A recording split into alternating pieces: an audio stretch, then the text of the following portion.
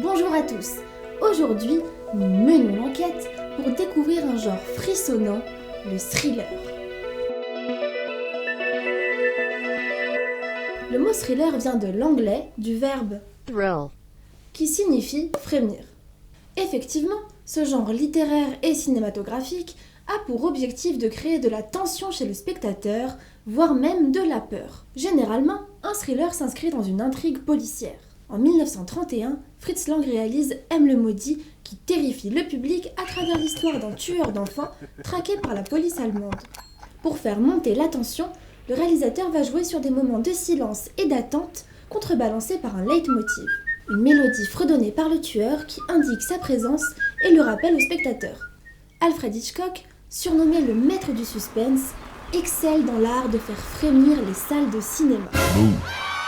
Il est considéré comme l'un des plus grands cinéastes de tous les temps et ses œuvres font référence en matière d'écriture cinématographique.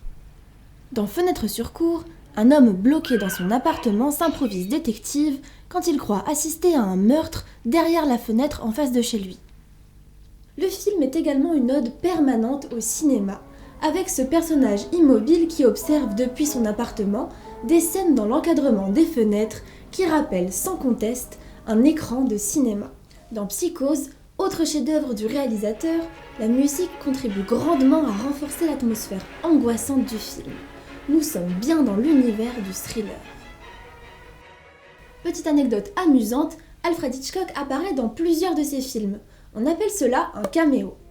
C'est le cas ici, là, ou encore ici. Il existe de nombreuses formes de thriller, tels que le thriller d'espionnage, le thriller policier, le thriller psychologique, etc. Mais tous ces sous-genres sont régis par la même règle, déclencher une tension chez le spectateur amenée par le suspense. Dans Zodiac de David Fincher, le réalisateur étire le temps.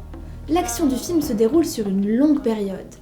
Bien que nous ne voyions que très peu le meurtrier recherché, sa menace plane et pèse sur l'ensemble du film. Finalement, l'évocation de l'horreur par les autres protagonistes, ainsi que la présence très faible du tueur, amènent une atmosphère suffisamment oppressante pour susciter l'angoisse chez le spectateur.